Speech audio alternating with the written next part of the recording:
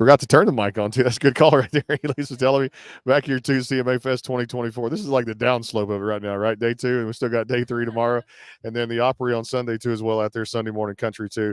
Brandon Morrell, East Saunders, the sportsguyspodcast.com, and of course the Backstage Pass, KKTC, True Country 99.9, and our friends at hightidecountry.net. Jordana Bryant crashing the party.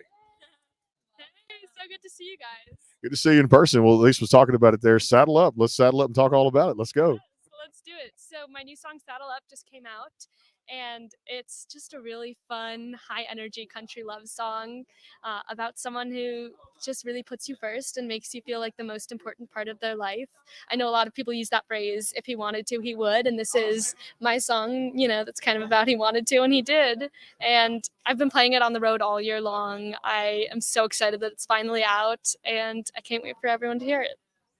I was just gonna say, Saddle Up. What inspired that, and what's your songwriting process for a song like Saddle Up too? Yeah, that's a great question. Honestly, it varies song to song, but during that session, it was like December of last year, and it was cold. It was my last session before everyone kind of broke for Christmas, and it was a very dreary day. And I was like, what if we write the opposite of this feeling of, what if we write the most fun, most summer, high energy, like windows down love song that we could. And it was such a fun one to write. I love that. Good stuff too. Let me ask you about this too, because I got on this topic this afternoon, but I love bits and pieces of it, but AI when it benefits the most out there too. Like Randy Travis coming back and putting his vocals on this and using this, which I never thought we'd hear Randy's voice like it ever again with this latest version of what he's done too. Good and bad for the industry. Are you kind of a big fan of this AI, this kind of situation now? It's a hot topic right now, going all over the internet too at the same time, but it really brought him back, and it really sounds like 90s country all over again, at least for what he did on this latest body of work, and for somebody that we never thought we'd hear another album from again after what happened, the tragic accident with Randy. But it's amazing what it did for this latest work he put out. I think progress is always, and change is always something where there's always going to be positives and always going to be negatives. I think as an artist, you just have to kind of find the ways that you can benefit from it. And for me as an artist, I kind of use ChatGPT when I'm trying to figure out captions, when I'm like, okay, I've said send this to your crush or whatever 1,000 times before. How can we say it in a different way? There's a lot of great tools that you can use now that can help with that. Good answer there too as well. As far as you guys touring, I mean, there's got to be shows coming up too as well. I know this week has been crazy enough as it is, and we're not even halfway through it, but getting back on the road, are you excited about that? I'm very excited. I have some shows opening for Nico Moon this summer, and in September I'm opening for Lauren Elena in Decatur, Illinois, which I am so excited for. I'm such a big fan of Lauren's, and I can't wait for that show. Give me your opinion on the female movement, country music. Obviously, everybody out there doing it. Lainey tonight inducted into the Opry by Reba, and just to see this body of work from just so many great artists doing their thing out there too as well. How does that motivate you to go where you want to go in your career even further?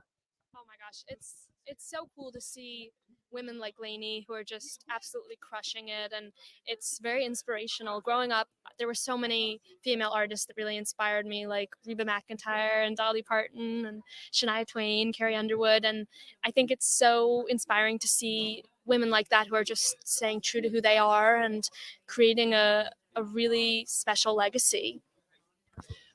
With that, you have an incredible following online. There's so many young females that look up to you. What do you feel is important for yourself to share as a female, and to your fans out there that are looking up to you, and maybe new artists that are looking up to you as well? That's a great question. I would say the biggest piece of advice that I could give, and the best advice that I've ever gotten, is just stay true to yourself, no matter what circumstance. Just ask yourself whenever you're making a decision, do I feel like this really represents me, and am I paying attention to my gut and following my instincts? And I think especially for artists, when you come to a place like Nashville, there are so many talented people there, but the one thing that no one else can do is be you. And so if you just stay true to yourself and you follow your own heart, then you're never going to go wrong. That's an amazing answer. That's true. That's a great answer. Great question, too, no doubt. Songwriting, too. I mean, she talked about your process, too, but so many great, you mentioned the talent. Just the talent in there is massive, no doubt about it, too.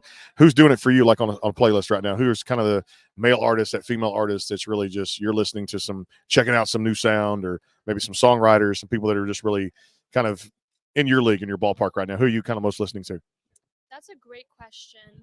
I love Jordan Davis. I am such a big fan of his stuff because I feel like his songs have such life lessons in them. And I think that is so special how so many of his songs have real messages about, you know, following your heart, trusting God. Like there's some really great messages in there. So I love his stuff. I love Lainey Wilson. I mean, who could not love her? There's so many new artists on my playlist. Seaforth is a duo that I have been a fan of for such a long time. I've gotten the chance to work with Tom on a lot of stuff. I put out a song, Fireworks, that I wrote with him and that he produced. So I'm such a big cheerleader for them. And in terms of songwriting, oh, that's a great question. I mean, I am a big fan of Shane McAnally. I love his stuff. Emily Weisband is awesome. The list could just go on and on. There are so many talented writers and artists in this town. What does the next 5 years look like for Jordana Bryant? Maybe some goals, bucket list moments. What do you foresee for yourself in the next 5 years? That's a great question. I say usually when people ask me this, in 5 years, I know I'll be 23, and beyond that, who knows? Only but 23. but in all seriousness, I really just hope that I am continuing to put out music that's true to me, and putting out music that hopefully people connect with and that they can relate to, and that that makes the bad days not so bad and the good days even better. And beyond that, I think God is the only one who knows what's in store, but I hope I just get to continue keep making music and connecting with people. Let's talk about hobbies, some things that you kind of away from music. I know for me, it's like hunting and fishing and going out, just taking time with the family to do that, or go to the beach or something. Things you love to do for fun when downtime and not doing music. Such a hard question because truthfully, songwriting is my favorite thing. When I have downtime, I'm like, oh, let me write a song. But I love reading. I love hiking. I love being out in nature. I feel like there's something so peaceful and centering about just being outside and being outdoors. I love baking. It's like it's a fun little hobby. What is your favorite thing to bake? I need to know that. Oh my gosh, that is a great question.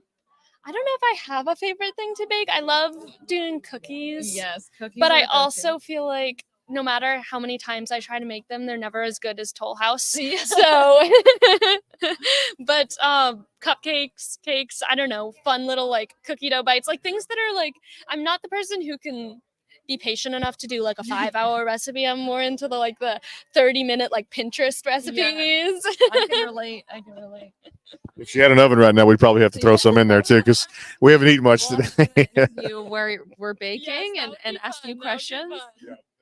Y'all bake, and I guess we can all eat at the same time that she does. She does bake out there. I saw Kenneth get some sandwiches too. We have to go grab some in a little bit because something was over there in that room too. Because all day yesterday, you can get a headache real quick without eating too. So the baking side may be a good thing too. Hey, appreciate you being with us. Always continued success going forward. Saddle up across all the platforms. I just love the music and just authentic to country music, and we love your sound. Thank you so much. Thank you for having me. So fun chatting with y'all. You got it. Jordana Bryant coming back. I think we had a couple more, something like that, and 2 or 3 more here as we finish out day 2. CMA Fest 2024 rolls on. HighTideCountry.net and our friends KKTC True Country 99.9. Back in a flash. Stay tuned.